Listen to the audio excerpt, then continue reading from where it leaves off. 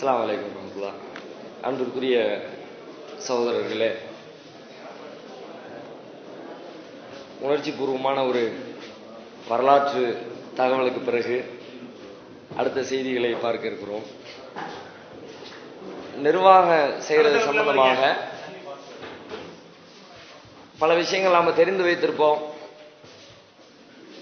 ஆனா நடைமுறைப்படுத்துறதுல கொஞ்சம் காலதாமதம் இருக்கும். சில விஷயங்கள் கவனிக்க வேண்டிய விஷயங்களை நம்ம கவனிக்காமலே இருப்போம். அவற்றையெல்லாம் தொகுத்து ஒரு நினைவுபடுத்திக் கொள்வதற்காகத்தான் இந்த தலைப்பு இங்கு ஏற்பாடு செய்யப்பட்டிருக்கிறது. ஒரு நிர்வாகம் என்று எடுத்துக்கொண்டால் முதலில் நிர்வாகத்திற்கான தேவை, ஒரு குறிப்பிட்ட மக்களை அவர்களை வழிநடத்துவதற்கு வழிகாட்டுவதற்கு தேவையான பொறுப்புகளை யாரு கையில் எடுத்துக்கிறாங்களோ அவங்களதான் நிர்வாகிங்கிறோம். அதற்காக வேண்டி உருவாக்கப்படுகிற சட்டத்திட்டங்களை நாம நிர்வாகம் என்று வரையறுத்துக் கொள்கிறோம். இது மாதிரி எந்த ஒரு காரியத்தையும் ஒரு வரையறையின் கீழ் செய்யணும்னு நமக்கு மார்க்கமே நமக்கு கற்றுத் தருகிறது. அதுல கூட சில பேர் கன்ஃபியூஸ் பண்ணிக்கிட்டு இருக்கிறாங்க. மார்க்கத்திலேயே நமக்கு கற்றுத்தரப்பட்ட வழிகாட்டுதல் ஒண்ணு என்னன்னா, எந்த ஒரு காரியத்தை செஞ்சாலும் ஒரு கூட்டாக 2 பேர் 3 பேர் 5 பேர் 10 பேர் என்று கூட்டணி சேர்ந்து கொண்டு செய்கிற எந்த ஒரு காரியமாக இருந்தாலும் அது ஒரு நிர்வாக வடிவமைப்பை பெற வேண்டும். அதற்குன்னு சில பொறுப்புதாரிகள் இருக்கணும். அவங்க அதை முறையாக வழி நடத்தணும். அவங்களுக்கு கீழே உள்ளவங்க அவங்க சொல்லக்கூடிய வார்த்தைகளுக்கு கட்டுப்படணுங்கிற அம்சத்தை ரொம்ப முதல் விஷயமா நம்ம தெரிஞ்சுக்கணும். ரசூல் ஸல்லல்லாஹு அலைஹி வஸல்லத்தினுடைய வரலாறு நாம எடுத்து பார்த்தோம்னா அதுல இது மாதிரி நிறைய விஷயங்கள்ல ரசூலுல்லாஹ் ஒரு நிர்வாகத்தை ஒரு பொறுப்பை உருவாக்குறத ரொம்ப கவனமாகவே செஞ்சிருக்கிறாங்கன்றது நமக்கு தெரியுது. ஒவ்வொரு கட்டத்திலையும் உதாரணமா அபிசீனியாவுக்கு ஆரம்பத்தில் ஹிஜ்ரத்துக்கு போறாங்க. அபிசீனியா ஹிஜ்ரத்துக்கு போற நேரத்தில் எங்க மக்காவில் வாழ முடியல, நீங்க அபிசீனியாவில் போய் இருந்துக்குங்க அப்படின்னு சும்மா மக்களை பத்தி விடல ரசூலுல்லாஹ். அதுக்கு ஒரு டீம் உருவாக்கி அந்த டீமுக்கு ஒரு தலைவரை போட்டு அனுப்புறாங்க. உஸ்மான் இப்னு மலூன் என்ற சஹாபிய ஒரு தலைமை பொறுப்புல போட்டு நீங்க போய் அந்த மக்களை வழி நடத்துங்க, ஒரு பொறுப்புதாரியோட தான் அனுப்பி வைக்கிறாங்க. ஒவ்வொரு கட்டத்திலையும் இது மாதிரி ரசூலுல்லாஹ் செய்யறாங்க. அதே மாதிரி ஹிஜ்ரி 4வது வருஷம் பாத்தீங்கன்னா நஜ்துங்கிற பகுதிக்கு ஒரு தாவா டீம் ஒன்று அனுப்புறாங்க ரசூலுல்லாஹ்.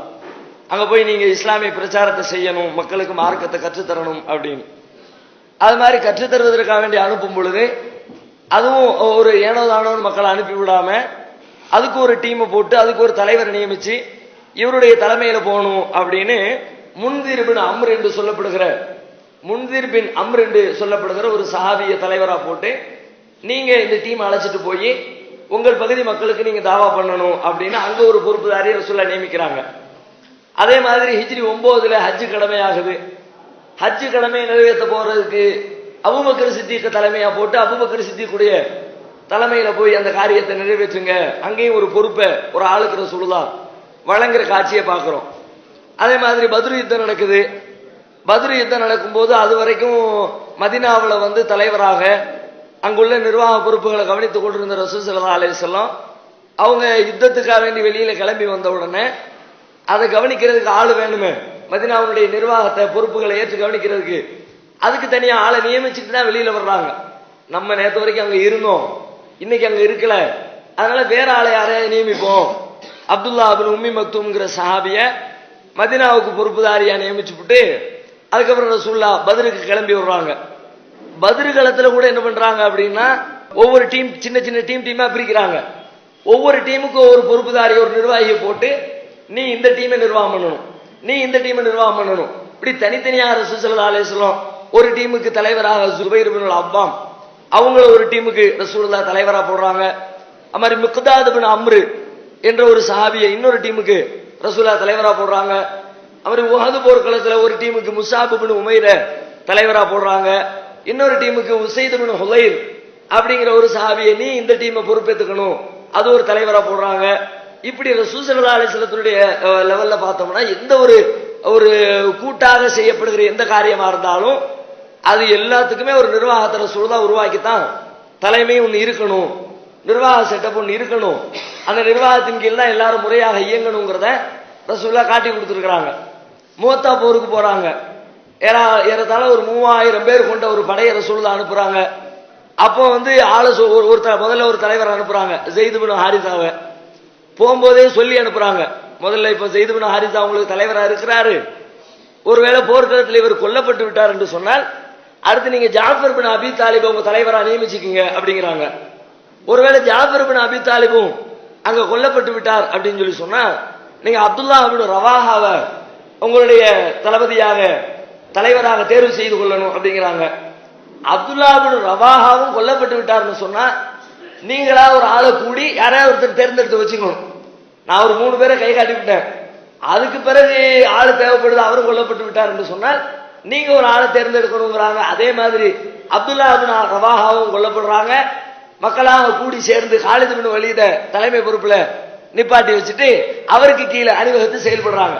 அப்ப இந்த விஷயங்கள் எல்லாம் எதை காட்டுகிறதுன்னு சொன்னா, முதலில் நமக்கு இடையில ஒன்றுக்கு மேற்பட்ட மனிதர்கள் கூடி செய்யக்கூடிய எந்த ஒரு காரியமாக இருந்தாலும் அதற்கு ஒரு பொறுப்பு அவசியம், ஒரு நிர்வாக செட்டப்புகள் அவசியம், அதற்கு ஒரு தலைமைத்துவம் என்பது அவசியம். அந்த தலைமை காட்டுகிற வழிகாட்டுதலின் கீழ் எல்லாரும் செயல்பட வேண்டும் என்பது அவசியங்கிறது இந்த முதல் அம்சமாக முதல்ல நாம தெரிந்து கொள்ளணும். நிர்வாகம் அவசியமான ஒன்று. இரண்டாவது, நிர்வாகத்தில் நாம கவனிக்க வேண்டிய தேவை என்னன்னா, இந்த நிர்வாகம் எதற்காக? நிர்வாகம் அவசியமானது. நிர்வாகத்தை உருவாக்குறோம். ஏன் நிர்வாகத்தை உருவாக்குறோம்? இப்ப நாம உருவாக்கி வைத்திருக்கிற நிர்வாகத்திற்கான காரணங்கள் என்ன? நம்ம எதுக்கு இந்த நிர்வாகத்தில் இருக்கிறோங்கிற தெளிவே இல்லாம நம்மளும் தலைவரா இருக்கிறோம்ல, அதுக்கு தான் இருக்கிறோம். நம்ம செயலாளர் அதுக்கு தான் இருக்கோம். போலீஸ் ஸ்டேஷன் போட விசிட்டிங் கார்டு போடுறது வேணும்ல, அதுக்கு தான் இருக்குன்ற கூடாதுல. எதுக்கு இருக்கிறோங்கிற தெளிவில்லாம போயிடக்கூடாது. கரெக்டா சில பேர் சொல்றாங்க கரெக்டா தொழுவணும்ல, அதுக்கு தான். தொழுகிறதுலாம் ஜமாத்து தேவையா?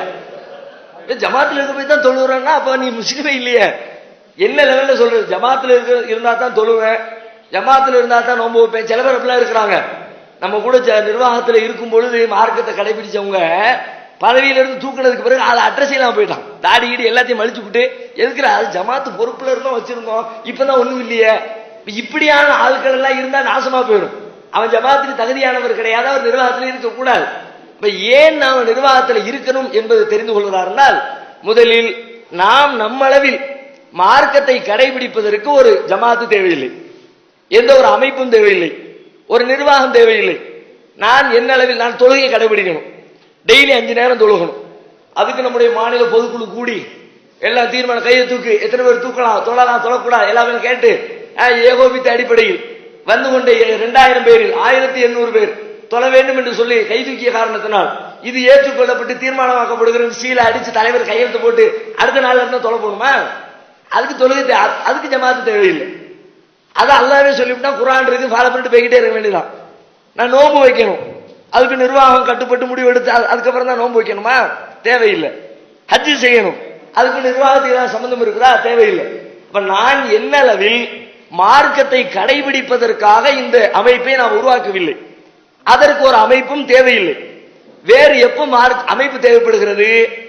நான் அறிந்து வைத்திருக்கிற மார்க்கத்தை பிறருக்கு அறிவித்துக் கொடுக்க வேண்டிய கடமை இருக்கிறது. அந்த கடமையை சரியாக சிறப்பாக செய்ய வேண்டும் என்றால் அதற்கு ஒரு நிர்வாகம் தேவை.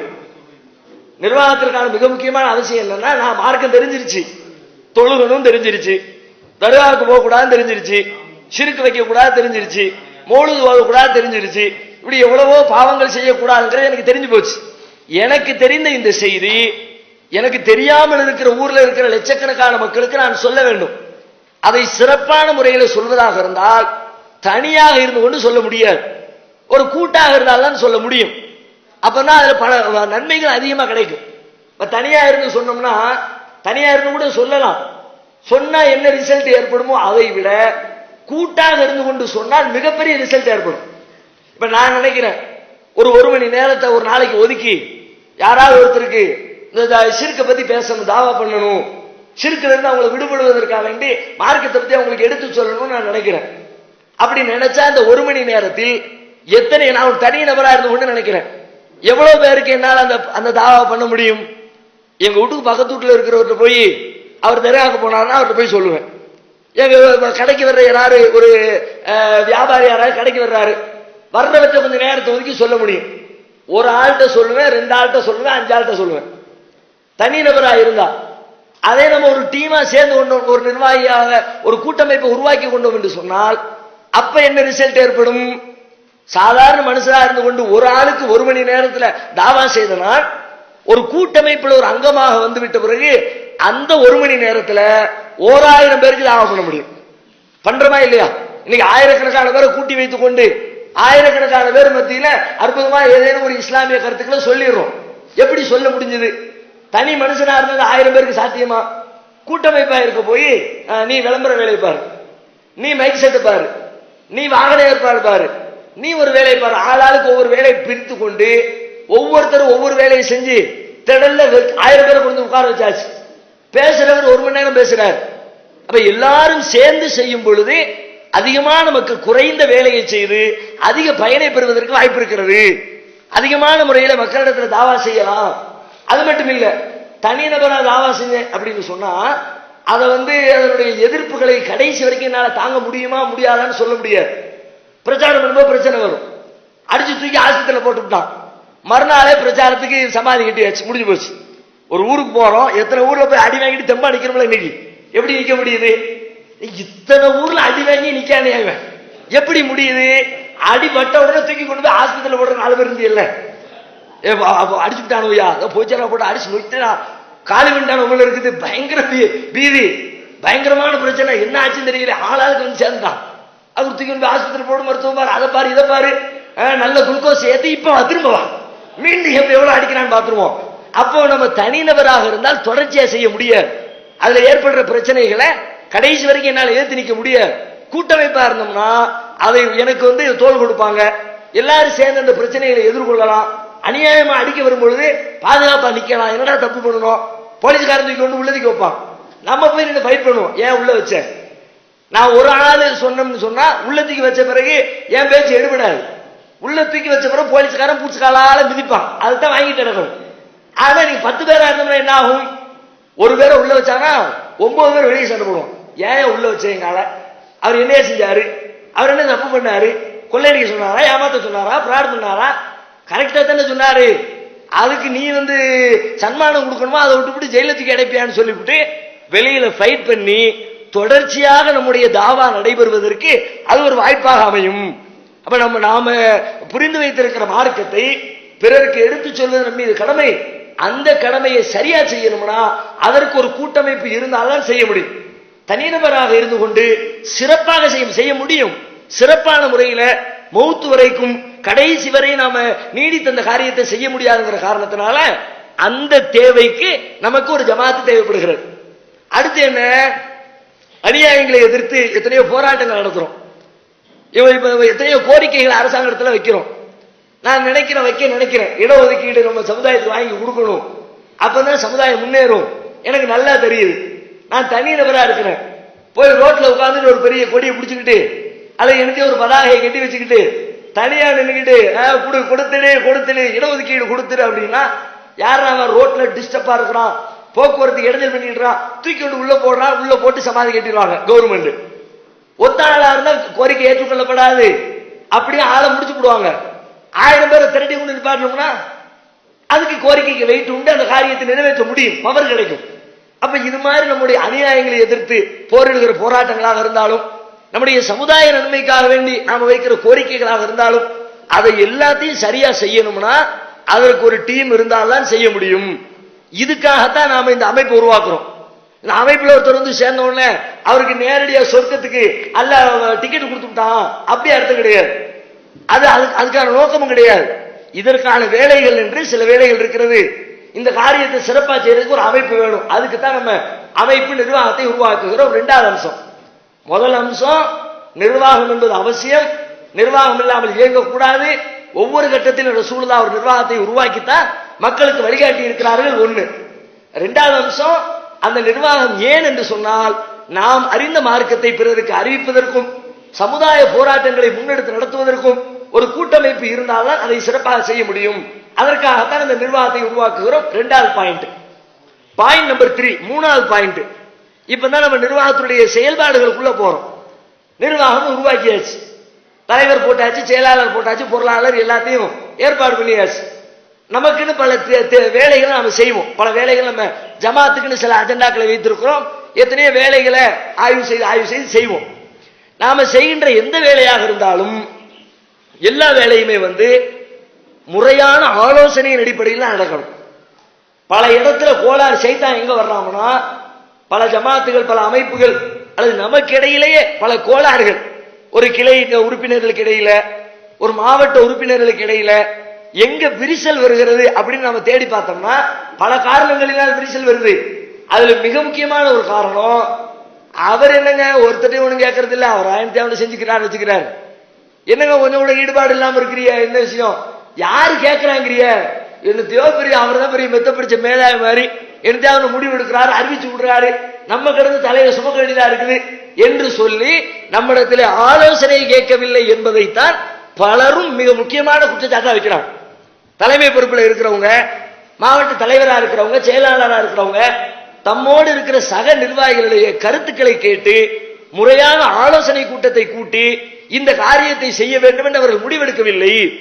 இது ஷைத்தான் உள்ள தலைவருக்கும் செயலாளருக்கும் இடையில டிஸ்டன்ஸ் உருவாக்குவோம், செயலாளருக்கும் பொருளாளருக்கும் இடையில டிஸ்டன்ஸ் உருவாக்குவோம்.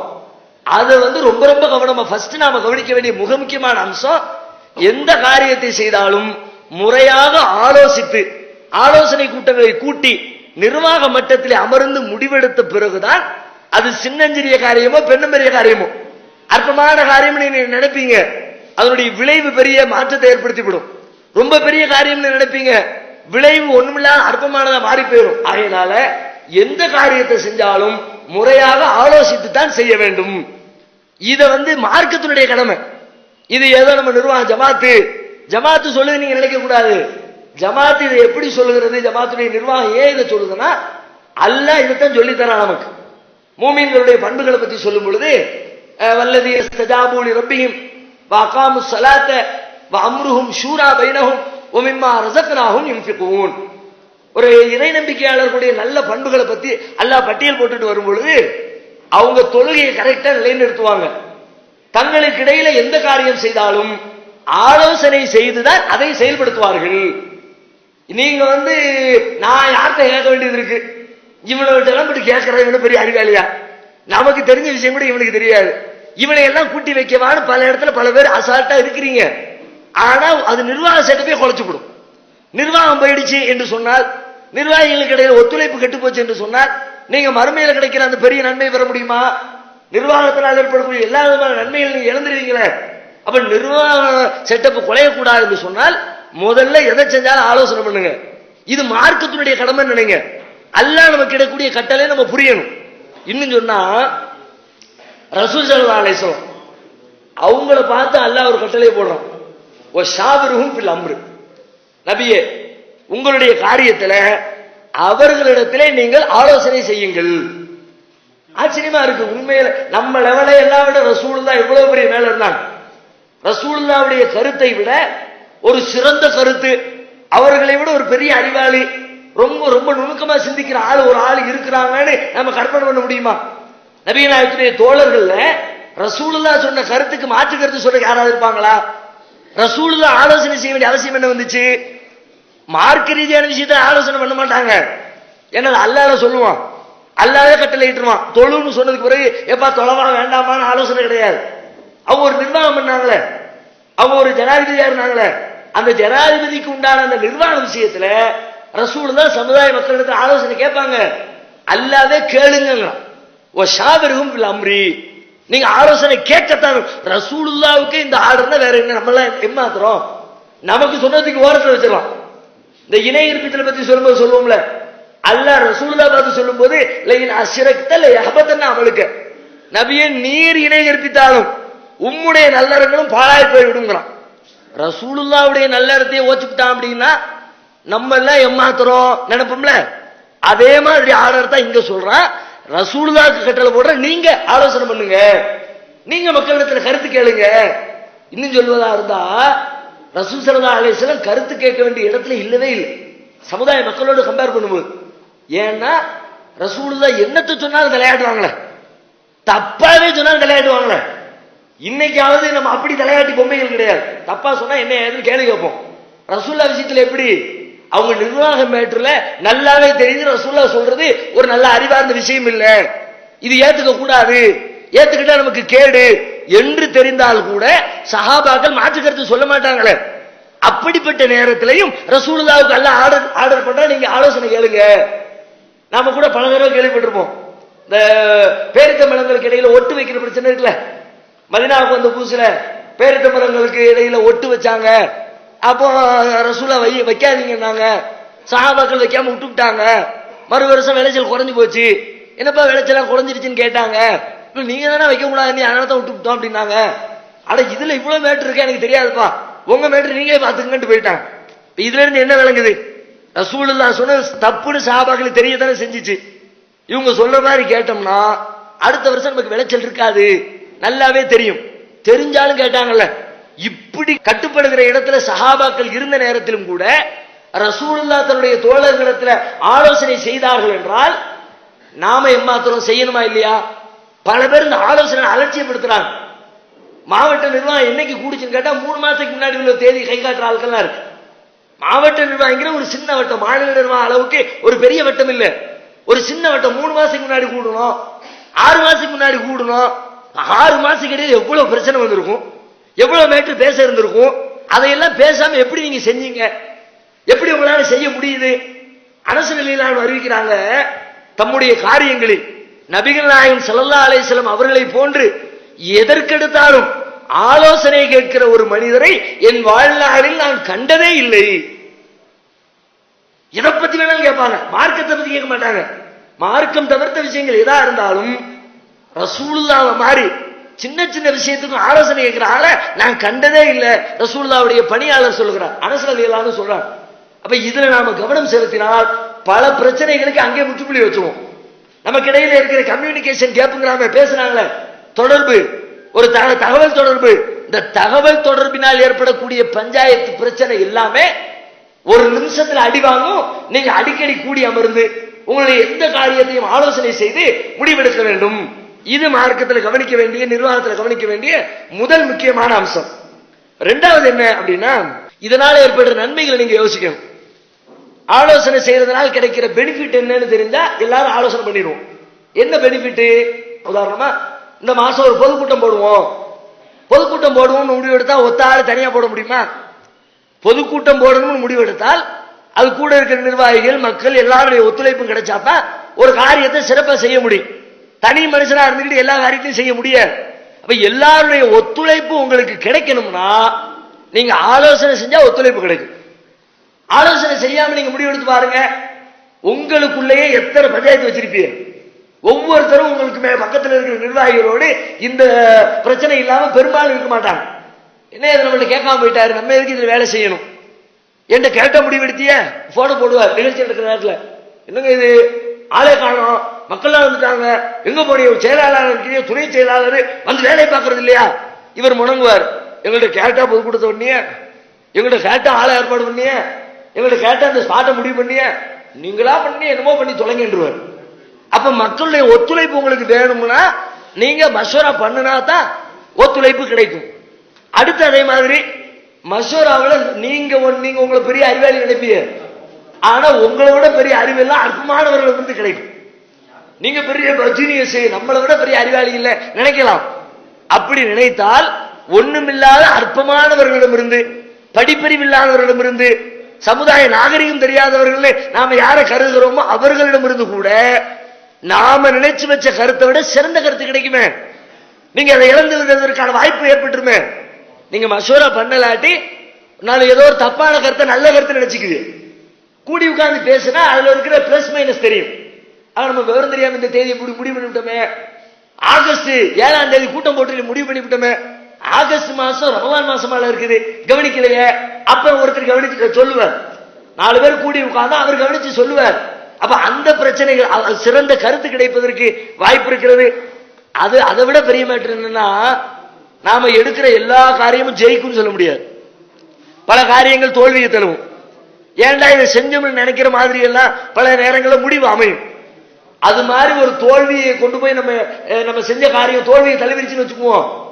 தனியாளா முடிவெடுத்து நீங்க செஞ்சிருந்தா எல்லா சுமையும் நீங்க தான் சுமக்கணும். அதே இது நீங்க கூட்டமா சேர்ந்து செஞ்சிருந்தா வெற்றி தோல்வி ரெண்டுல வெற்றியை பொறுத்த வரைக்கும் தனியாளா கொண்டாடும் நினைப்பான் மனுஷனுடைய யதார்த்தம். அப்படி ஒருத்தன் 1000 பேர் ஒருத்தன் தான் பாசு, 1000 பேர் ஓடி வந்து நீங்க ஒருத்தன் தான் ஃபர்ஸ்ட் அப்படின்னா அப்படி காலை தூக்கி விட்டுக்குவா.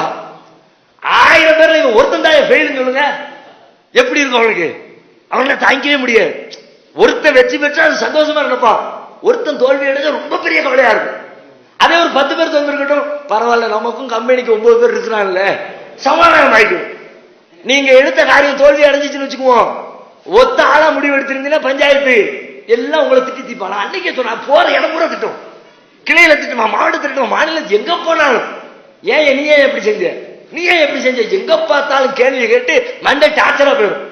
அதே இது கூட இருக்கிற 7 நிர்வாகி சேர்ந்து செஞ்சு வச்சுக்க, எல்லாரும் சேர்ந்து இல்லங்க அப்படி ஆயிடுச்சுங்க, இல்லங்க இப்படி ஆயிடுச்சுங்க, அதை கவனிக்காம போயிட்டுங்க, அவசரத்தில் அப்படி ஆயிடுச்சுன்னு சொல்லிவிட்டு ஆளாளுக்கு என்னத்தையாவது சாஜாப் சொல்லி கொஞ்சம் தெம்பா நிக்கலாம், அது ஒண்ணுமில்லாம போயிருங்க. மசோரா செஞ்சா எவ்வளவு நன்மை பாருங்க. சைக்காலஜிக்கலா நீங்க ஸ்டெடியா நிக்கணும்னா மசோரா செஞ்சா தான் முடியும். பிறருடைய ஒத்துழைப்பு கிடைக்கணும்னா மசோரா செஞ்சாதான் முடியும். சிறந்த கருத்து கிடைக்கணும்னா மசோரா செஞ்சாதான் முடியும். மசோராவினால் கிடைக்கிற நற்பயன்கள் என்ன? பிறருடைய ஒத்துழைப்பு தேவை, முதல் நன்மை. சிறந்த கருத்து கிடைக்கும், 2ஆம் நன்மை. தோல்வியில் பங்கெடுக்க தோல் கிடைக்கும், 3ஆம் நன்மை. அதை விட பெரிய மேட்ரு, நம்முடைய செயல்பாடுகள்ல தேவையில்லாமல் நேர விரயமாகாது. மசோராங்கிறது எதுக்கு? வெட்டி கூட்டம் செலவு. சில ஊர்ல அப்படித்தான் நடக்கு. மசோரான்னு கூடி உட்கார்ந்து அதை கேட்டியா இதை கேட்டியா அவனை பார்த்தியா ஊர் பஞ்சாயத்தை பூரா பேசிட்டு நேரம் ஆயிடுச்சுப்பா என்ன கடைக்கு போகணும்பா எழுந்து போயிடும். இப்ப வந்த மேட்டர் பேசிருக்க மாட்டாங்க. ஆனா முறையா நீங்க மசோரா பண்ணினால் என்ன கிடைக்கும் தெரியுமில? நீங்க செய்யக்கூடிய காரியத்தை திட்டமிட்டு கச்சிதமாக நேரம் விரயமாகாமல் சரியாக செய்து முடிக்க முடியும். அது வீணான காரியம் நினைக்காதீங்க. ஒரு இந்த கோடாரி கதை கூட சொல்லுவாங்களே, ஒரு மரம் வெட்டி கோடாரி, அந்த கோடாரி இல்ல, ஆத்துல கொண்டு போய் போட்டுக்கிட்டாங்க கிணத்துல, அது இல்ல, அது பஞ்சாயத்து. இது என்னன்னா உட்கார்ந்து ஒருத்தர் வேலைக்கு சேர்த்திருக்கிறாங்க, சேர்த்தோட மரம் வெட்டுன்னு போவாங்க வேலை. உடனே ஆசையா போய் முதல் நாள் கோடையை தூக்கிட்டு போய் போட்டு வெட்டி சாச்சிருக்கான் மரத்தை, கிட்டத்தட்ட ஒரு 15 மரம் ஒரே நாள்ல. முதலாளி கூப்பிட்டு கை குலுக்கி, பரவாயில்லப்பா ரொம்ப திறமைசாலியா இருக்கிற, போ இதே மாதிரி தொடர்ந்து வெட்டி நம்ம கம்பெனிக்கு நீ பெரிய பேரும் புகழ் வாங்கி தரணும்னு ஒரு பாராட்டு பத்திரம் வாசி ஆள் அனுப்பி விட்டார். முதல் நாள் 15 மரத்தை காலி பண்ணானா, அடுத்த நாள் அதே மாதிரி வேகத்தோட கிடந்து, வேகம்லாம் குறையல, நேத்தை விட இன்னைக்கு வேகம் கூடுது. பார்த்தா மரம் 13 ஆயிடுச்சு. நேத்து 15 வெட்டினா இன்னைக்கு 13 ஆயிடுச்சு, என்னன்னு தெரியலையா, கொஞ்சம் ஆயிடுச்சு. திரும்ப 3ஆம் நாட்டு 10 ஆயிடுச்சு, 4ஆம் நாட்டு 8 ஆயிடுச்சு. வேகம் குறையல இவனுக்கு, இன்னும் மாங்கு நடிக்கிறான். முதலாளி வர்றாரு, என்ன ஆச்சு, என்ன பிரச்சனை? பெரிய ஒண்ணு பெரிய சாகசக்காரன் பாராட்டி வேற செஞ்சு சொல்லிவிட்டேன். பார்த்தா 15 வெட்டுனா 4க்கு 4 கழுவு தெரிஞ்சு கட்டன் பாய்கிட்டு இருக்கு, என்ன விவரம் அப்படின்னா, இல்ல முதலாளி நான் ஒண்ணும் தப்பு பண்ணல முதலாளி, நான் ஒண்ணும் ஊர் சுத்தல முதலாளி, படுத்து தூங்கல முதலாளி, நெசமாவே வேலை செஞ்சேன்னா நடந்திருக்கணுமையா, வெட்டி இருக்கணுமா. முதல் நாள் வேலை செஞ்சா 15 வெட்டுவேன், 4ஆம் நாள் வேலை செஞ்சு 8 நேரம் வெட்டி இருக்கிற, அப்ப என்னன்னா அர்த்தம் அப்படின்னு. எங்க பஞ்சாயத்து, எங்க பிரச்சனை அப்படின்னு தேடி பார்த்தா கோடாரியை தூக்கி பார்க்கிறாரு.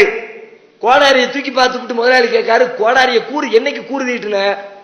அது 4 நாளைக்கு முன்னாடி தீட்டுனுங்க, தீட்டி நேரத்தை வேஸ்ட் ஆக்கிட கூடாதுன்னு தீட்டாமலே வெட்டுனுங்க. ஆனா பாய் பேர் ஒரு 1/2 மணி நேரம் தீட்டினருக்கு நேரத்தை ஒதுக்கி இருந்தா இதை விட சூப்பரா நீ வெட்டி முடிச்சிருக்கலாமப்பா. அப்ப எது விரயம், எது அவசியம், எது முதலீடுன்னு தெரியும். ஒரு நெல்லை கொண்டு போய் பூமியை தோண்டி உள்ளத்துக்கு போட்டு போச்சு வச்சோம்னா இல்லாம ஆக்கிட்டோம்னு அர்த்தமா? அது முதலீடு. 4 நாளைக்கு பிறகு அது நெல் பன்மடங்கா பெருகி வரும். அது மாதிரி மசூராவுக்காக வேண்டி நாம ஒதுக்குகிற நேரம் என்பது விரயம் இல்லை, அது அவசியமானது, அது முதலீடு. அந்த முதலீட்டை கரெக்டா செஞ்சா அதனால் கிடைக்கக்கூடிய பெனிஃபிட் இருக்குத, லாபம் இருக்குத, கனகச்சிதமாக நம்முடைய நன்மைகளை பெற்றுக் கொள்வதற்கு அது ஒரு வாய்ப்பை ஏற்படுத்தும். Point number 5. அடுத்து கவனிக்க வேண்டிய மேட்ரு, மசோரால எப்படி நடத்தணும், அதுதான் முக்கியமா கவனிக்கணும். மசோராக்கெல்லாம் கூப்பிட்டுருவாங்க, கூப்பிட்டு உட்காந்து பொறிகடலை கொண்டா, வேர்க்கடலை கொண்டா, கடல் மிட்டாய் கொண்டா, நீ அப்புறத்தான 2 கடல மிட்டாய் எடுத்து இங்க ஒண்ணு கொடுப்பா. இந்த பஞ்சாயத்திலேயே டீ ஆர்டர் பண்ணிட்டியா, மதிய சாப்பாட்டுக்கு பிரியாணியா, சிக்கனா, மட்டனா, இதுலயே கால நேரத்தை ஓட்டி 2 மணி நேரத்தை காலி பண்ணிடக்கூடாது. மசோரான எப்படி அந்த ஒழுங்குகளை கடைபிடிச்சோம்னா அதனால் கிடைக்கிற பயன்களை நம்ம சரியா பெற்றுக்கொள்ள முடியும். முதல்ல மசோராவுக்கு ஒழுங்குல ஃபர்ஸ்ட் அம்சம் என்னன்னா, அதை அறிவிப்பு செய்யும் பொழுது எதுக்காக வேண்டி இந்த ஆலோசனை கூட்டத்தை கூட்டுறோம்னு எல்லாருக்கும் தகவலை சொல்லிவிடும். எல்லாம் வாங்கப்பா, அவசரம் மேட்ரு, எல்லாம் வாங்கப்பா. பல பேர் போல கூப்பிடும், அவசர மேட்டர் தான் கூப்பிட பிரச்சனை இல்லை.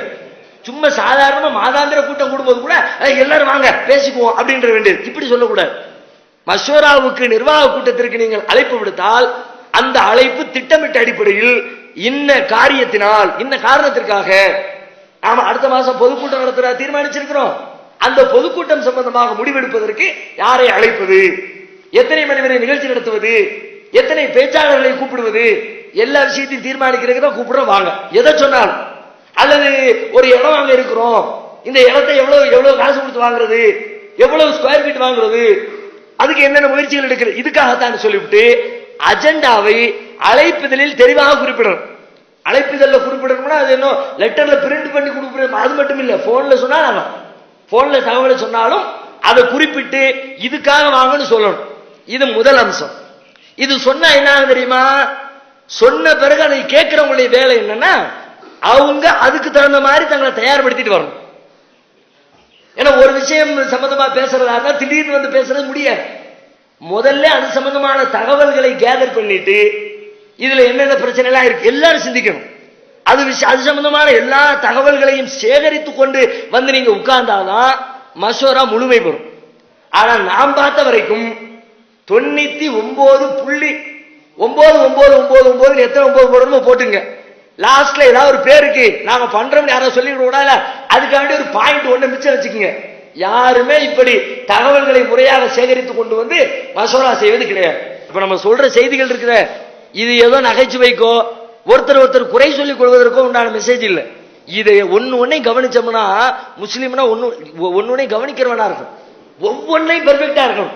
அதை விட பெரிய மேட்டர் என்னன்னா ரசூலுல்லாஹ் வந்து நிர்வாகத்தை பத்தி சொல்லும் பொழுது குல்லுக்கும் ராயும், ஒவ்வொருத்தனுக்கும் பொறுப்பு இருக்குன்னா பொறுப்பாளர் ஒவ்வொரு விஷயத்திலும் பெர்ஃபெக்ட். எந்த அளவுக்குன்னா ரசூலுல்லாஹ் சொல்றாங்க யுமீத்துல் அதா அனிதரீகி சதகா, தெருவுல போய்கிட்டு இருக்கும்போது வழியில கிடக்கிற இடையூறு தரக்கூடிய விஷயத்தை அகற்றிட்டு போனா அதுவும் ஒரு இஸ்லாமியனுக்கான பண்புங்கிறாங்கல்ல. என்ன அர்த்தம், அவன் ரோட்ல போறவன் அதையும் கவனிக்கணும். ரோட்ல போகும்போது அதை கூட கவனிச்சு அதுல கூட விழிப்புணர்ச்சியா இருக்கணும். ஒவ்வொரு மேட்டர்லையும் விழிப்புணர்ச்சி அவசியம். அதைத்தான் இதன் மூலமா ரசூலுல்லாஹ் நமக்கு காட்டி தர்றாங்க. இப்ப நம்ம கவனிக்க வேண்டிய மேட்டர் ஃபர்ஸ்ட், ரெண்டாவது அஜெண்டாவை தெளிவுபடுத்தணும், அந்த அஜெண்டாவுக்கு தேவையான தகவல்களை சேகரித்து வரணும். மூணாவது அதை வழிநடத்துறவர் இருக்கிறாங்க, அவருக்கு கூடுதல் பொறுப்பு உண்டு.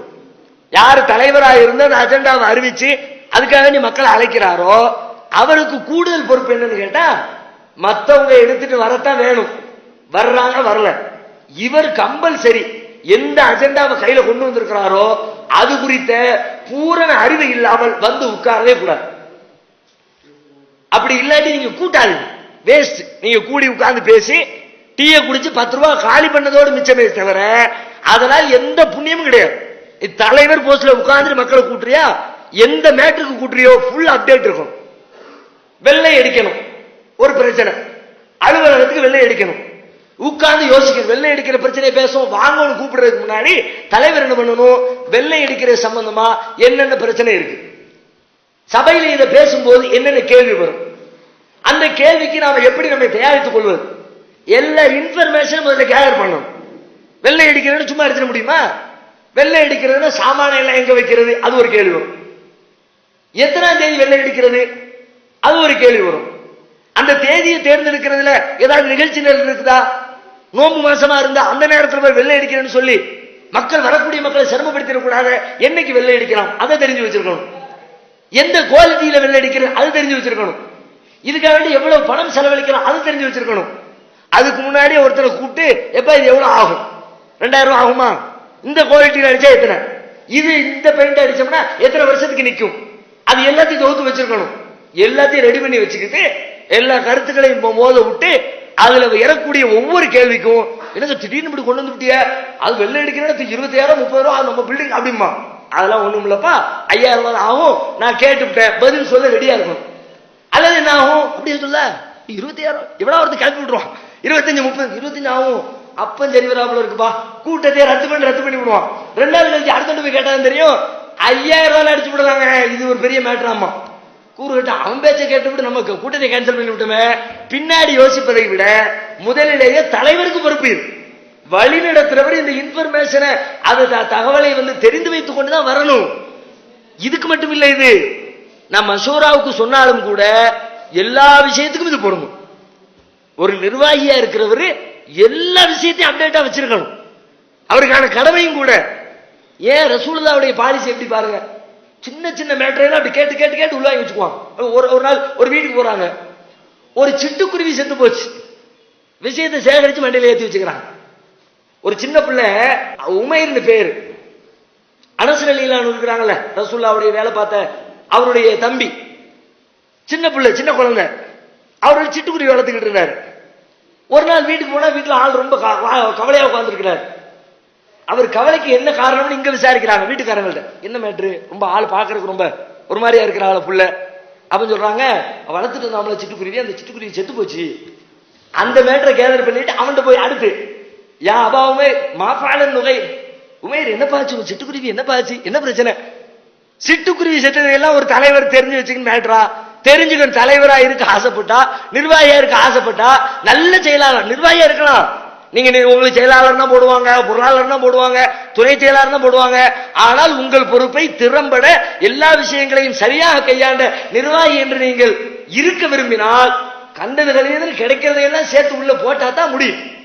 எல்லா விஷயங்களையும் சேகரிக்கணும். எதை பத்தி கேட்டாலும் பதில் சொல்லக்கூடிய இன்னைக்கு லெவலுக்கு இந்த ஜமாத்துடைய கொள்கைகள் இவ்வளவு வீரியமாக மக்கள் மத்தியில கொண்டு போய் சேர்க்கிறதுக்கு அல்லாஹ் பிஜேயுடைய மூளையைத்தான முக்கிய காரணமாக்கணும். வேற யாரு அதுக்கு சொந்தம் கொண்டாடுறமோ இல்லையோ, யாருக்கு என்ன பொறுப்புல இருக்கிறதோ இல்லையோ, இவருடைய மூளைக்கு மிக முக்கிய பங்கு உண்டா இல்லையா? இந்த மூளைக்கான ரிசல்ட் என்ன? மனுஷன் என்னது கேட்டாலும் சொல்லிவிடுறாருயா அப்படிங்கிறான்ல. எதை பத்தி கேட்ட செயற்குழுல மெட்ராஸ்ல ஒரு செயற்குழு நடத்தணும்ல ஜூலை 4 மாநாட்டுக்காக. அப்ப இந்த டவர் பத்தி பிரச்சனை வந்துச்சு. செல்போன் டவர் வைக்கிறது, அரை மணி நேரம் ஜிஎஸ்எம்னா என்ன, ஏடிஎஸ்எம்னா என்னன்னு செல்போன் உள்ளுக்குள்ள எல்லாத்தையும் அத்து மேஞ்சி பேசினாரு. திடீர்னு ஒரு கேள்வி வருது, அதை இப்ப ப்ரிப்பேர் பண்ணிட்டு வந்த செய்தின்னு சொல்ல முடியாது. ஏன்னா அவர் ஒரு உரைக்காக தயாரித்து வந்தால் ஏற்கனவே படிச்சு வந்திருக்கான்னு சொல்லலாம். எதேச்சும் ஒருத்தர் ஒரு கேள்வி கேட்கிறாரு. அப்ப அவர் என்ன பண்ணி இருக்கிறாரு, நாம இப்ப போனா இப்ப இப்படி ஒரு கேள்வி வரும். ஏற்கனவே தஞ்சை வெள்ளத்துல டவர் கிடைக்காத பிரச்சனை இருந்துச்சு, டவரை பத்தி ஒருத்தர் கிளப்புவான், அதுக்கு முன்னாடி நம்ம அப்டேட் ஆகிப்போம், அப்டேட் ஆகித்தான வரணுமா இல்லையா? அதான் மேட்ரு. என்னென்ன கேள்வி வரும், ஒரு இடத்துக்கு ஒரு பஞ்சாயத்துக்கு அனுப்புறான்னு சும்மா அனுப்ப மாட்டார். கீழக்கரைக்கு ட்ரஸ்ட கலைக்கிற அந்த பஞ்சாயத்துக்கு என்ன அனுப்பி விட்டாங்க, கீழக்கரையில ஒரு ட்ரஸ்ட் இருந்துச்சுல, அப்ப அனுப்பும் போது அங்க போனா என்னென்ன கேள்விகள் வரும், முதல்ல கேள்வி தான் கொடுக்குறாரு. போய் என்ன பேசணும்னு சொல்வாருன்னு பார்த்தா இன்ன கேட்பான், அண்ணன் கேட்பான், அண்ணன் கேட்பான், கேட்கிற பூரா லிஸ்ட் போடுறாரு. இவ்வளவு கேள்வி வருமா, இந்த கேள்விக்கு நீங்க தயார் பண்ணிக்கங்க. என்னத்தை தயார் பண்ணி நீங்க தான் சொல்லுங்க. அதுக்கப்புறம் கேள்வி பதில் பூரா சொல்லி திரும்ப கொண்டு போய் போய் சப்மிட் பண்ணிட்டு வந்தோம். அப்போ ஒரு ஒரு லெவல்ல இருக்கிறவரு அதற்கு தகுந்தாறு போன்று தகவல்களை சேகரித்து வைத்துக் கொண்டால் நல்ல நிர்வாகத்தை கொண்டு செலுத்த முடியும். ஒரு தடவை ரசூலுல்லாஹ் வந்து கேட்கிறாங்க ஒரு பெண்மணி, அல்லாஹ்வுடைய தூதரே, என்ன இந்த அபூ சுஃபியானுடைய மகன் முஆவியா அவர் என்ன கல்யாணம் முடிச்சுக்கிறேன்னு பெண் கேட்கிறாரு. அந்த பக்கம் பார்த்தா அபூ ஜஹமும் பொண்ணு கேட்கிறாரு, நான் யாரை கல்யாணம் பண்ணிக்கிறேன்? யாரோ ரெண்டு பேரை பத்தி ரெண்டு தனி நபரை பத்தி கேட்கிறாங்க. அப்ப ரசூலுல்லாஹ் சொல்றாங்க, நம்ம இந்த முஆவியா சொன்னீங்க, அந்த ஆளு ரொம்ப கோபக்காரர், அவர் சாட்டை எடுத்தாரு கீழே வைக்க மாட்டார், அவர் வெளுத்துருவார். அபூ ஜஹம் சொன்னீங்க, அந்த ஆளு கையை விரிக்க மாட்டார், கையில இருந்து 5 பைசா நவுட் செய்ய மாட்டார், ரொம்ப கஷ்டம், கஞ்ச பிசினாரி மாதிரி. ஆகையினால நீ இந்த ரெண்டையும் விட்டுவிட்டு நான் வேற ஒரு ஆளை கை காட்டுறேன், அவரை நீ கல்யாணம் பண்ணிக்க, உசாமாவை நீ கல்யாணம் பண்ணிக்க. இதை விட சிறந்த 3வது ஆப்ஷன் இருக்கு, அந்த ஆப்ஷனையும் சொல்லி ரெண்டு பேரை பத்தி, ரெண்டு தனிநபரை பத்தி கேட்கிறாங்க. இவருடைய பண்பையும் தெரிஞ்சு அவருடைய பண்பையும் தெரிஞ்சு, இந்த ரெண்டை விட 3வது சிறப்பாக இருக்கிற 3வது நபரின் பண்பையும் தெரிந்து கேட்கிறவரின் கேள்விக்கு கேட்ட மாத்திரத்தில் ரசூலுல்லாஹ் பதில் சொன்னாங்கன்னா இதுல நமக்கு முன்மாதிரி இருக்கா இல்லையா? எல்லா மனுஷனுக்கும் முன்மாதிரி இருக்குது, குறிப்பா நிர்வாகிக்கு கூடுதல் முன்மாதிரி இருக்கா இல்லையா? இதை நாம கையில் எடுத்தோம்னா எப்படி எப்படி இருக்கும்னு நினைச்சு பாருங்க. எதற்காக நம்ம அணுகிறவங்க ஈஸியா அணுக வரணும். இவன் போய் கேட்டா விவரத்தை தெரிஞ்சுக்கலாம்னு வரணும். அவன்கிட்ட போய் கூறிட்டு அவனுக்கு போய் பேசுறதுக்கு நீ சும்மா இருந்துடும். சில பேர்கிட்ட விவரம் கேட்க போனா என்ன இளவு தெரியும், அவன் போய் கேட்க போற, பேசாம உட்காரு, உனக்கு தெரிஞ்சது கூட அவனுக்கு தெரியாது, அப்படின்னு உட்கார வச்சுட்டா உங்களை அணுகுவாங்களா மக்கள்? நீங்க நிர்வாகம் பண்ண முடியுமா? அப்ப இந்த நிர்வாக செட்டப்புக்கு தகவல்களை சேகரிக்கணும். குறிப்பா மசோராவை வழிநடத்தக்கூடிய தலைமை பொறுப்பில் இருக்கிறவர் அந்த மசோராவில் வைக்கப்படுகிற அந்த அஜெண்டா குறித்த அத்தனை தகவல்களையும் முழுமையாக தெரிந்து கொண்டு அதிலே எழக்கூடிய எல்லா கேள்விகளுக்கும் பதிலளிக்கிற விதத்தில் தன்னை தயார்படுத்திக் கொண்டு அவர் வர வேண்டும்.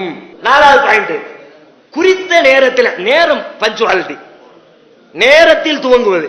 இப்ப நம்முடைய நேர மேனேஜ்மெண்ட் எப்படி இருக்குது அப்படின்னா, 8 மணி சொல்லிருக்காங்க. 8 மணி எப்படி 9, 9:30, 10 ஆகத்தானே செய்யும். சாதாரணம் 8 மணி அப்படின்னா 10 மணி ஆகத்தானே செய்யும். இது ரொம்ப கேவலத்திலையும் கேவலம். ஏன்னு கேட்டா டைம் மேனேஜ்மெண்ட் பத்தி உலகத்துல வேற யாருக்கும் சொல்லித்தரப்படாத அளவுக்கு முஸ்லிம்களுக்கு தான் சொல்லித்தரப்பட்டிருக்கிறது. வேற யாரும் வீணடிக்காத அளவுக்கு நாம தான் அதை வீணடித்துக் கொண்டிருக்கோம். நம்ம சாதாரணமா நினைக்கிறோம். ஆனா இது ரொம்ப முக்கியமான. ரசூலுல்லாஹ் சொல்றாங்க, நிஅமத்தானி மக்பூனுன் ஃபீஹிமா கஸீர் மினன் நாஸ். அல்லாஹ்வுடைய 2 அருட்கொடைகள் இருக்கிறது. எவ்வளவோ அருட்கொடை இருக்கிறது. அதுல 2 அருட்கொடை இருக்கிறது. மக்பூனுன் ஃபீஹிமா கஸீர் மினன் நாஸ். மனிதர்களில் அதிகமானவர்கள் அதிலே கவனமற்று பொடுபோக்காக இருக்கிறார்கள். 2ல என்ன? ஒன்னு அஸ்ஸிஹத்து வல் ஃபராக். ஒன்னு அவனுக்கு வழங்கப்பட்டிருக்கிற ஆரோக்கியம், 2வது அவனுக்குரிய நேரம். இந்த 2ல தான் கவனம் இல்லாம இருக்கிறான். இந்த 2ல தான் அவன் நாசமா போறான். அல்ல என்ன ஆகும்? ஒரு வேலையை செய்ய நினைச்சிருப்போம், நல்ல ஆரோக்கியமான நேரமா இருக்கும், செய்ய வேண்டிய நேரத்தில் செஞ்சிருக்க மாட்டோம். செய்யக்கூடாத நேரத்தில் அன்னைக்கே செஞ்சவில்லையே, எங்க அத்தா அன்னைக்கே படிக்க சொன்னாரு, அப்பமே நான் படிச்சிருந்தேன், இன்னைக்கு பெரிய கலெக்டராகி கழிச்சிருப்பேன். படிக்க வேண்டியதானே, ஏன் படிக்கல? உன்னை யாரும் படிக்க கூடாதுன்னா இப்ப புலம்புறியப்ப அன்னைக்கு செய்ய. அதுதான் சொல்றாங்க. இப்படித்தான் பல பேர் புலம்புவான்ப்பா. அவன் டயத்தையும் வீணாக்கிடுவான், ஆரோக்கியத்தையும் விட்டுருவான். அல்லது டயம் கிடைக்கும், ஆரோக்கியம் இருக்காது. அப்பமே செஞ்சமில்லப்பா, இப்ப வேலையில மாட்டிக்கிட்டுமே. அப்பமே செஞ்சமில்லப்பா, இப்ப நோயில மாட்டிக்கிட்டுமே. எவ்வளவு பேசுறோம். எல்லார் லைஃப்லயும் ஒரு பிளாஷ்பேக் சொல்லி அன்னைக்கே அப்படின்னு ஒரு 1900 போகா ஒரு ஆளு கிடையாது. ஏதாவது ஒரு பாயிண்ட்ல இது அன்னைக்குங்கிறது இன்னைக்கு இஸ்லாமிய பார்வையில அது இன்னைக்கே. அன்னைக்குங்கிற பேச்சு கிடவே கிடையாது. நடந்தது முடிஞ்சு போச்சு. அதுல இருந்து படிப்பினை பெறு, நிகழ்காலத்தை பயன்படுத்து. அதுதான் மார்க்கம் சொல்லி தர மேட்ரு. எந்த அளவுக்குன்னா டயத்தை எங்கேயும் வேஸ்ட் பண்ண கூடாதுன்னு சொல்லிவிட்டு ஒவ்வொரு மேட்டரையும். உதாரணமா ஒரு வீட்டுல போய் கதவை தட்டுறோம், காலிங் பெல்ல அமைக்கியாச்சு, அமைக்கிட்டு நிக்கிறோம், கதவு திறப்பாங்க, சொரக்க காணும், தூங்கிட்டு இருக்காங்களோ என்ன தெரியல, திரும்ப போய் கிளையங் என்னது ஒண்ணு சத்த, திரும்ப போய் 3வது சார்ஜ், திரும்ப 4, 5, 6, 7ன்னு 1.5 மணி நேரமா வெளியே வர்ற வரைக்கும் பெல் அமைக்கிட்டு கூட. 3 தடவை அமைக்கிட்டு ஓடு வெளியே. அவன் ஏதாவது ஒரு வேலையில உட்காந்துட்டு இருப்பான், வர முடியாத விளங்கிக்க. அவன் இப்ப நீ கூப்பிடுறீ, நேரம் கட்ட நேரத்துல வந்து கூப்பிட்டு இருக்கிறேன், இந்த நேரம் அவன் ஏதோ முக்கியமான வேலையில இருக்கு, உனக்கெல்லாம் பதிலளிக்க முடியாது, நீ அந்த அளவுக்கு முக்கியமான ஆளும் இல்ல, இந்த வேலையை விட்டுட்டு வந்து சந்திக்கிற அளவு உனக்கு தேவையில்லை, அதனால விருப்பம் இல்லாம கூட அவர் உள்ள இருக்கலாம். விருப்பம் இல்லாம கூட இருக்கலாம்ல, வந்துதான் ஆகணும்னு கட்டாயம் கிடையாது. காலிங் பெல் அமைக்கினார் வந்தாகணும் மார்க்கெட்ல சட்டம் இருக்குதா? அல்லது இந்தியா கவர்மெண்ட் தான் சட்டம் போட்டு வச்சிருக்கோம்? ஒண்ணும் கிடையாது. வந்தா வரலாம், வராட்டி போகலாம். நீ என்ன பண்ணு, அவர் வர்ற வரைக்கும் உட்கார்ந்து 1.5 மணி நேரமா அமைக்கி உன் கையும் வலிச்சு அந்த பட்டனும் தேஞ்சு, அதை விட பெரிய மேட்ரு 1.5 மணி நேரத்தை வீணாக்கி. இஸ்லாம் என்ன சொல்லுது? 3 தடவை கிட்டல, இந்த வேலைக்கு இவ்வளவு நேரம் போதும், திரும்ப அடுத்த வேலையை பாரு, நேரத்தை வீணாக்காத. கிட்டத்தட்ட போன் அதே மாதிரி தானுங்க. ஒரு தடவை அடிச்சாச்சு, 2 தடவை அடிச்சாச்சு, 3 தடவை அடிச்சாச்சு, போய்கிட்டே இரு. அதுக்கப்புறம் கொஞ்ச நேரம் கழிச்சு திரும்ப வேற டைம் கிடைக்கும் போது அப்ப பாரு, இப்ப விட்டுரு, அவர் பிஸியா இருக்காரு விளங்கணும். அடிச்சு சில பேர் 10 தடவை 15, 20, 30 1/2 மணி நேரத்துல 60 கால் அடிச்சு ஆகலாம். ஆச்சரியமா இருக்கும். மிஸ்டு கால் பார்த்த உடனே எப்ப 60 காலம் எத்தனை பேர் அடிச்சாங்கன்னு தெரியலையேன்னு எடுத்து பார்த்தா ஒரே நம்பர்ல 60 கால். உன் டைம் தானே வேஸ்ட், வேற வேலையை பார்க்க வேண்டியதானே. எதுக்கு இந்த நேரத்தை வீணாக்குற நீ? சார்ஜும் போய் அவருக்கு போன் அடிச்சு அடி வாங்கினாங்க, போன் அடிபட்டுச்சு, அந்த சார்ஜ் பெல் அடிச்சு அதுவும் சோர்ந்து போய் எவ்வளவு பிரச்சனை இருக்குது. இப்ப நேரம் வீணாகுதுன்றத கவனிக்கிறோமா இல்லையா? ஒது செய்யறோம். ஒரு தடவை அள்ளி வச்சிருந்தாச்சு, போறதா இருந்தா போ, மார்க்கம் சொல்லு. முகத்தை கழுவுறோம், அள்ளி தண்ணீர் முகத்தை கழுவியாச்சு, கழுவிட்டியா? ஒரு தடவை கழுவிட்டியா? போ. இல்ல இன்னும் கொஞ்சம் கழுவு நினைக்கிறேன், கழுவுனா கழுவிக்க, 2வது கழுவிக்கு போ. இல்ல இன்னும் கொஞ்சம் கழுவுனா தான் தெரிஞ்சு, 3வது கழுவிக்க போ. 4வது கையை வச்சு கையை தரிச்சிருவேன். தேவையில் பார்த்தா ரசூலுல்லாஹ் சொல்றாங்க, வரம்பு மீறி விட்டான். 3 தடவைக்கு மேல எவன் ஒது செய்யறதுக்கு பயன்படுத்துறாலும் அவன் வரம்பு மீறிட்டான். என்னத்தை மீறிட்டாரு? ஒரு ஆத்தங்கரையில உட்கார்ந்து இருக்கிறாரு, 3 தடவையில 30 தடவை அள்ளி ஊத்தட்டுமே, என்ன வேஸ்டா போச்சு? தண்ணியா வேஸ்டா போச்சு? நேரத்தை தவிர வேற எதுவுமே வேஸ்டா போகல. அப்ப அதைத்தான் நம்ம ஆட்கள் கவனிக்கு. ஏன்டா தேவையில்லாம நேரத்தை வேஸ்ட் பண்ற? டைம் வீணா எந்த மேட்டரை பார்த்தாலும் டைம் தான் இஸ்லாத்துல. தொழுகை கிட்டையும், நோம்பு கிட்டையும், ஹஜ்ஜு கிட்டையும், எதை எடுத்தாலும் டைம் போட்டு இன்னும் சொல்ல போனா இந்த டயத்தை நாசமாக்கிதான் கடைசி நேரத்துல சாகர நேரத்துல சங்கராமான அப்படி சொல்லுவாங்களே, அதே மாதிரி புலம்புறவன் என்ன புலம்புவானா, யாரெல்லாம் கொஞ்சம் டைம் கொடு, யாரெல்லாம் கொஞ்சம் டைம் கொடு, டயத்தை தான் கேட்பான்.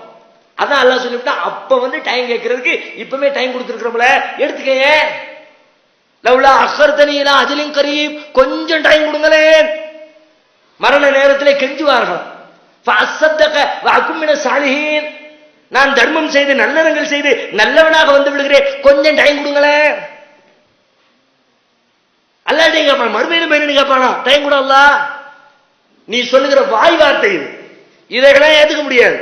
டைம் எவ்வளவு நான் டைம் கொடுத்தேன், நீ இப்ப டைம் கேட்கிறியப்பா, உனக்கு நான் டைம் கொடுத்தனே, எவ்வளவு டைம் கொடுத்தேன் தெரியுமா? நீ படிப்பினை பெறுகிற அளவிற்கு உனக்கு டயத்தை கொடுத்தனே, அந்த டயத்தை எல்லாம் வீணாக்கி விட்டு திரும்ப டைம் கேட்கிறியே, அல்லாஹ் சொல்வான். பயன் பெறுகிற படிப்பினை பெறுகிற அளவுக்கு டயத்தை கொடுத்தாச்சு, இது டைம் கேட்டா உனக்கு டைம் கொடுக்கப்படாது. இப்ப இந்த இவ்வளவு திரும்ப திரும்ப எல்லா விஷயத்திலையும் டயத்தை கவனிச்சே சொல்லப்பட்ட மார்க்கத்துல நேரத்தால் டைமும் முடியுதான். அலட்சியப்படுத்தணும்னா என்ன ஆகுறது, கவனிக்கணுமா இல்லையா? இவ்வளவு முக்கியமான மேட்டர், அதுல நம்ம கவனிச்சோம்னா ஒவ்வொரு விஷயத்திலையும் பஞ்சுவாலிட்டி ஆகும். அடுத்தது, இந்த மசூரா பண்ணும்போது ஒருத்தர் ஒரு கருத்து சொல்வார். மசூராவுக்கு போகக்கூடிய யாரா இருந்தாலும் தலைவர் இது குறித்து முடிவெடுப்பதற்கு நான் ஆலோசனை சொல்ல வந்திருக்கிறேன். எல்லாரும் எப்படி வரணும்னா, இது குறித்து முடிவெடுக்க போற ஒரு தலைவர், தலைவருக்கு நல்ல ஆலோசனையை சொல்லி நல்ல கருத்துக்களை அவருடைய மனதில் பதிய வைக்கிறதுக்காக ஆலோசனை சொல்றதுக்காக வந்திருக்கேன்னு நினைக்கிறேன். ஒவ்வொருத்தருமே நம்ம தான் முடிவு எடுக்க போறோம், நம்ம அதான் சண்டை, எல்லா இடத்துலயும் சண்டைக்கு என்ன காரணம் சொன்னார்ல, குணங்குடி அனுப்ப அது அறிவிச்சிட்டு போனதுக்கு என்ன காரணம், எல்லாம் அவர் தலைவரா இருந்தார், அது ஒரு விஷயம், மக்கள் ஏத்துக்கல, அது ஒரு விதத்துல ஒரு மாதிரியா இருந்தா கூட எல்லாரும் எப்படி வரணும்னா, அவர் முடிவெடுப்பதற்கு நான் ஆலோசனை சொல்ல வந்திருக்கிறேன், நான் முடிவெடுக்கிற ஆள் இல்லைன்னு தெரியும். அப்படி தெரிஞ்சா என்ன தெரியுமில, ஆலோசனை சொல்லிக்கிட்டு வந்துகிட்டே இருக்கும். இல்லன்னா நான் சொல்றோம்ல, திரும்ப திரும்ப சொல்றோம்ல, சொன்னா என்ன சொல்லிட்டு போயம்பா, அதற்கு எதிராக இன்னொரு ஆள் சொல்லிவிட, நீ சொல்றதுல கதைக்கா, அதுல என்ன அதுல இப்படி சொல்லி மறுத்து வெட்டி உடனே அவருக்கு இவர் பதில் சொல்ல, இவருக்கு அவர் பதில் சொல்ல. நீ பேசுறனா தலைவர் கருத்து கேட்கிறாரா, உன் கருத்தை தலைவர்கிட்ட சொல்லு. இன்னொருத்தர் கருத்து சொல்றாரு, அந்த கருத்து பிடிக்கலையா, அந்த கருத்துல இருக்கிற மைனஸ் என்னோ அதை நீ தலைவர்கிட்ட சொல்லணும். இதை கவனிக்காத காரணத்தினால் அவங்களுக்கு இடையில இந்த கருத்து சொல்ற மோதல்ல பஞ்சாயத்து ஏற்பட்டு, சரி விடுங்கப்பா, விடப்பா பேச, இப்படியே அரை மணி நேரத்தை ஓட்டு. எல்லா இடத்துலயும் நடக்குதா இல்லையா? இல்லன்னு சொல்ல முடியாது. அப்படி சொல்றது யாருன்னா, கடந்த 2 நிர்வாக குழுவில் இல்லை அப்படிதான் சொல்ல முடியும். ஒட்டுமொத்தமா இல்லைன்னு சொல்ல முடியாது. போன கூட்டத்தில் இல்லப்பா அப்படிதான் சொல்ல முடியும். இருக்கத்தான் செய்கிறது எல்லா இடத்திலும். இதை கவனிங்க, ஆர்டர் போட்டணும், கருத்து சொல்ற எல்லாம் தலைவர்தான் சொல்லணும். நீ சொல்லிட்டு ஆய பத்திக்கணும். அவருக்கு இன்னொரு ஆள் சொன்ன கருத்து தப்பா இருந்தா அதுல இருக்கிற மைனஸை மட்டும் எடுத்து சொல்லணும். அவர் பேசும்போது குறுக்க நுழைகிறது, அதை வெட்டி பேசுறது, 2 பேருக்கு இடையில மோட்டி வர்றது, இந்த பஞ்சாயத்துக்கு இடம் கொடுக்க கூடாது. அடுத்த பாயிண்ட், அடுத்தது என்ன அப்படின்னா, இது எல்லாத்துக்கும் பிறகு முடிவெடுக்கணும். முடிவெடுத்தல் இருக்கிற முடிவெடுத்தலை பொறுத்த வரைக்கும் தலைவராக இருக்கிறவர் கூடுதலா கவனிச்சு எல்லா விஷயத்தையும் உள்ள ஏற்றணும். யார் யார் என்ன கருத்து சொன்னார்கள் எல்லாத்தையும் உள்வாங்கி கொண்டு அல்லது குறித்து வைத்துக் கொண்டு, 10 கருத்து வந்திருக்குதா 10ஐயும் தொகுக்கணும், 4 கருத்து வந்திருக்குதா 4ஐயும் தொகுக்கணும். முடிவு எடுக்கிற முறை என்னன்னா, இது தெரியாததுனால தான் சண்டை போட்டு பல பேர் போறாங்க. நான் சொன்ன ஏத்துக்கல ஏன் தெரியுமா, இந்த முடிவெடுத்து அறிவிச்சவர் ஏத்துக்கிற மாதிரி அறிவிக்கல. சரி அவரை சொன்னா நான் இதை சொல்றேன், 3ஆவதா 10 கருத்து இருந்தா தலைவர் 11ஆவதா ஒரு கருத்தை சொல்லி லேட்டா க்ளோஸ் பண்ணிடுவார். இப்படி வைக்க கூடாது. கருத்தை கேட்டு 4 கருத்து சொன்னீங்க, இதுல இந்த பிளஸ், இதுல இந்த மைனஸ், எதை எடுத்தாலும் மைனஸ் இல்லாம இருக்காது. குறைந்த மைனஸ் எங்க இருக்குதோ, குறைந்த பாதிப்பு எங்க இருக்குதோ, இதுல இந்த பாயிண்ட்ல குறைந்த பாதிப்பு இருக்கிறது. எனவே இந்த கருத்தை ஏற்றுக்கொள்கிறோம் என்று சொல்லி காரண காரியத்தோடு விளக்கி அங்க அந்த முடிவை எடுத்து சொல்லணும். அப்படி சொல்லல வச்சுக்குவோம், சம்பந்தப்பட்டவன் திருப்தி அடைய மாட்டான். 2வது வெளியில போய் தலைவர் மேல பித்ரா வரும். அந்த ஆள் என்னையா நம்மள மதிக்க மாட்டேங்கிறான், நம்ம பேச்ச கேட்க மாட்டேங்கிறான், அவன் மனசுல என்ன தேவை எடுத்துட்டு வந்து அதெல்லாம் சட்டமாக்கணும்னு நினைக்கிறான். இது எல்லாம் அடிபட்டு போயிடும். தலைவர் மீது இருக்கிற அதிருப்தி எல்லாம் அகண்டு போவதற்கு என்ன வழின்னு கேட்டா, தொகுத்து அதை சொல்ல தெரிந்திருக்கணும். அதை சொல்ல தெரிஞ்ச நிர்வாகி எத்தனை பேர், சொல்ல தெரிஞ்ச ஆட்கள் எத்தனை பேர், கொஞ்சம் இது பண்ணி பாருங்க. சொல்ல தெரிகிறதுனா அந்த கருத்துக்களை தெளிவாக புரிய வைக்கக்கூடிய ஆற்றல் யாருக்கு இருக்குதோ அவராக தான் சொல்ல முடியும். எத்தனை பேர் அதற்கு முயற்சி எடுத்திருக்கிறோம்? பேசுறதுங்கிறோம்ல, மேடை பேச்சுலாம் சொல்றோமே, இந்த மேடை பேச்சுங்கிறது நிர்வாகத்தில் இருக்கிறவங்களுக்கு கம்பல்சரி அவசியம். ஏன்னா அவங்களாகத்தான் ஒரு கருத்தை முறைப்படுத்தி வகைப்படுத்தி ஏற்றுக்கொள்கிற விதத்துல சரியான பக்குவத்துல கொண்டு வந்து கொடுக்க முடியும். நீ பேசுற பேச்சை பொறுத்து தான் அவன் அதை ஏத்துக்கிறதா இல்லையான்னு இருக்கு.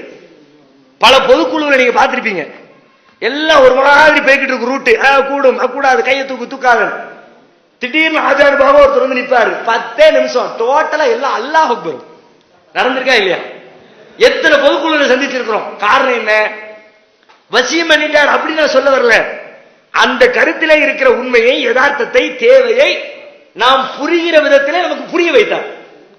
நாம ஓகே கையை தூக்கிட்டோம். ஒவ்வொருத்தரும் செய்யணுமா இல்லையா? இதுக்கு இந்த வன்மைங்கிறது அவசியம். உலகத்துல பெரிய ஆராய்ச்சி பண்ணி சொல்றாங்க, உலகத்துல மிகச்சிறந்த தலைவர்கள் வந்து யாரா இருந்தாலும் எந்த தலைவரை எடுத்து பார்த்தாலும் அந்த தலைமைத்துவத்தில் 2 அம்சங்கள் மிக முக்கியம். ஒன்று, அவர் தனது கருத்தை மக்களுக்கு புரிய வைக்கிற பேச்சாற்றல் உடையவராக இருப்பார், அல்லது அதை எழுத்தின் மூலமாக தெரிவிக்கிற எழுத்தாற்றல் உடையவராக இருப்பார், அல்லது இந்த இரண்டையும் சேர்த்தவர் பெற்றிருப்பார். இந்த இரண்டில் எதுவுமே இல்லாத எவருமே சிறந்த தலைவராக உலக வரலாற்றில் ஜொலித்தது கிடையாதுன்னு தலைவர்கள் ஆய்வு பண்ணி நமக்கு ரிப்போர்ட் தர்றாங்க. அப்ப நம்ம எல்லாருமே தலைவர் தானே, ஒவ்வொருத்தரும் ஒவ்வொரு மட்டத்துக்கு தலைவர். அது மாநில தலைவருக்கு தான், மாவட்டத்துக்கு கிடையாது அப்படி சொல்ல முடியாது. ஒவ்வொருத்தருக்கும் அந்த தலைமை பொறுப்புல இருக்கிற, நிர்வாக பொறுப்புல இருக்கிறதுனால அந்த கருத்தை பிறருக்கு புரிய வைக்கிற ஆற்றல் வேணும். அதுக்கு தான் வாங்கையா வாங்கையான்னு கூப்பாடு போட்டு அழைச்சாலும் எத்தனை பேர் நிர்வாகிகள் வந்தீங்க கை தூக்குங்க. இந்த பேச்சு பயிற்சிக்காக தம்மை தயார்படுத்திக் கொள்வதற்கு எத்தனை நிர்வாகி அதுக்காக வேண்டி தங்களை அர்ப்பணிச்சிங்க சொல்லுங்க, கை தூக்குங்க.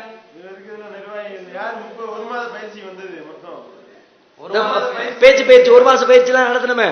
1 2 3 4 5 6 7 8 9 கீழே போடுங்க. இவ்வளவு பேர் கூடியிருக்கிற சபையில 9 பேர். அதுல பேச தெரிஞ்சவங்க கொஞ்சம் பேர் இருப்பாங்க, அதனால வராம இருந்திருக்கான். அது ஒரு 25 கழிங்க, அல்லது ஒரு 50 கழிங்க. மீதி இருக்கிற 180 180 190 என்ன லெவலு? சாதாரண பேசுறது சாதாரண நினைக்கிறீங்களா? ரசூலுல்லாஹ் சொன்னாங்க, இன்ன மினல் பயானில சிஹ்ரா, பேச்சுக்கலையில மக்களுக்கு விளக்கி கொடுக்கிற அந்த கலை இருக்கிறது, இது மக்களை வசீகரிக்கிற ஆற்றல் பெற்றது. பெரும்பெரும் தலைவர்களுடைய இஸ்லாமிய வட்டத்தை தாண்டி வெளியில இருக்க எந்த தலைவராலும் எடுத்துங்க. தமிழ்நாட்டில் 1967 காங்கிரஸ் ஒழித்து கட்டப்பட்டு திராவிட கழகம் ஆட்சியை பிடிக்குது. பிடித்ததற்கான காரணம் என்ன? எப்படி வந்தார் அண்ணாதுரை? அரசியல் பின்புலம் உண்டா? வேற எந்த இயக்கத்தில் அவர் உறுப்பினர் தலைவராக இருந்தாரு? பேச்சாற்றல் நிரம்ப பெற்றிருந்தார். அவர் பேச்சுக்கு மக்கள் கூட்டம் கூட்டமா காத்து கிடந்தார்.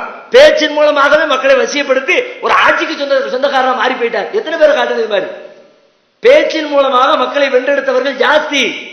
பேச்சு இன்னும் சொல்ல போனா நம்ம ஜமாத்துடைய மிக முக்கிய பணியே பேச்சு பணி தானே. மக்களுக்கு எடுத்து சொல்லி பேசுறது தானே. நாம புரிஞ்சிருக்கிற கருத்துக்களை மக்களுக்கு சரியா புரிய வைக்கணும்னா அது ரொம்ப ரொம்ப அவசியம். ஏன்னா சில பேர் உள்டாவா சொல்லி நம்ம சொன்ன கருத்து ஒண்ணு அங்க வேற ஒண்ணு சொல்லி, சில இந்த தேர்தல் முடிவிலே பார்த்தோம், பல மாவட்ட நிர்வாகிகள் தேர்தல் முடிவு எடுத்தோம்ல, உள்டாவா பல கிளைகள்ல என்னையா ஏன் எப்படி அப்படின்னா இவங்களுக்கு விளக்க தெரியல. நாம எடுத்து சொன்ன கருத்தை, நாம காரணகாரியத்தோடு சொன்ன விஷயத்தை பிறருக்கு எடுத்து சொல்லி புரிய வைக்கிற ஆற்றல் உங்களுக்கு இல்லை. அதனால் அவன் உங்கள் கைகளை விட்டு போயிட்டான். நீங்க சொன்ன கருத்தை ஏற்கனவே என்னமோ புரியலப்பா, அதெல்லாம் விருப்பம் இல்லப்பா, தலைமை எடுத்த முடிவில் எங்களுக்கு திருப்தியே இல்லப்பா, எத்தனை பேர் சொன்னாங்க? உங்களையே எத்தனை பேர் சொன்னீங்க? சொன்னமா இல்லையா? ஏன் சொன்னோம்? பல பேர் நீங்க அந்த கருத்தை சொல்லும் போது கேட்க வரல, அடுத்த ஆள்கிட்ட போய் கேட்டீங்களே உங்க மாவட்ட நிர்வாகிட்ட, அவர் உங்களுக்கு புரியுற மாதிரி எடுத்து சொல்லல. சொல்லி இருந்தால் இந்த முடிவை விட சிறந்த ஒரு முடிவு இல்லவே இல்லைன்னு எல்லாரும் சொல்லிருப்போம். சொல்லுங்க பாப்பா, இது நம்ம ஜெயலலிதா ஆதரித்தது சரிதான் அப்படின்னு யாராவது சொல்ல இப்ப சொல்ல முடியுமா? அன்னைக்கும் சொல்ல முடியாது, இன்னைக்கும் சொல்ல முடியாது. ஆனால் சொன்னதுக்கு என்ன காரணம் அப்படின்னா, நாம எடுத்த முடிவு ஏன் எதற்கு என்பதை பிறருக்கு புரிய வைக்கல. அதான் பிரச்சனை. அப்போ அந்த பொறுப்புல இருக்கிறவங்க எல்லாருமே பேச வேண்டிய இடத்துல இருக்கிறோம். தலைவராக இருக்கிறவர் நிர்வாக மன்றத்தில் பேசணும், சக நிர்வாகிகள் மக்களை சந்திச்சு பேசணும். இப்படி ஒவ்வொருத்தரும் பேச வேண்டிய அவசியம் இருக்கிற கட்டத்தில் இருக்கிற காரணத்தினால அதை வளர்த்து கொள்ளணும், அதற்கான முயற்சி எடுக்கணும். அதுக்கான தேவையும் தளங்களும் உங்களுக்கு அதிகமாக இருக்கிறது என்பதை புரிந்து கொள்ளணும். இன்னும் பல விஷயங்கள் இருந்தா கூட நேரம் நமக்கு இடம் கொடுக்காத காரணத்தினால் இன்ஷா அல்லாஹ் இதோடு முடித்துக் கொள்வோம். ஆகிறது அவனால் அல்ஹம்துலில்லாஹ் ரப்பில் ஆலமீன்.